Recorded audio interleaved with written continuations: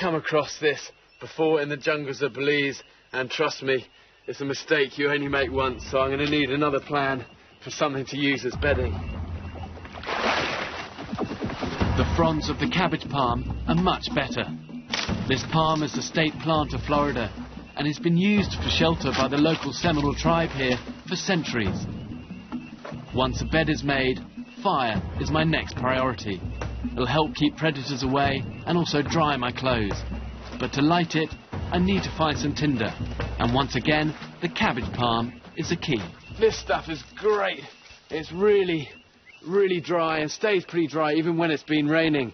And you do have to be a little bit careful rooting around in this stuff, just because loads of nasty creepy crawlies often live in this, from ants to scorpions. And I've even got a friend who found once a coral snake wrapped up in this sort of stuff. So I'm going to stuff this in a pocket. It's about the only place on me that's dry.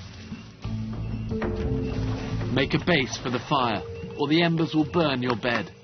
You should let the mud dry, but I don't have the time. However, these green twigs will create a barrier between the tinder and the wet mud. It would be easy to think that starting a fire in such a wet and humid environment would be impossible. But this shows how a little local knowledge can make all the difference.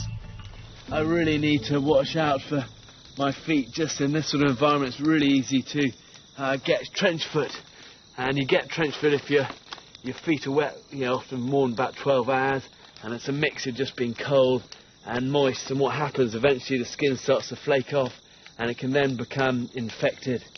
But I really want to make sure I don't get that, because I tell you, out here, if you can't walk, you die.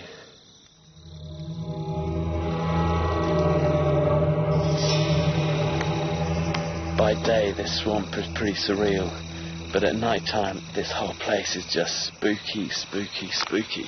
And there's so much noise of things like rustling around and then, splashing around in the mud. And this whole place just does not sleep. And at the moment, nor am I.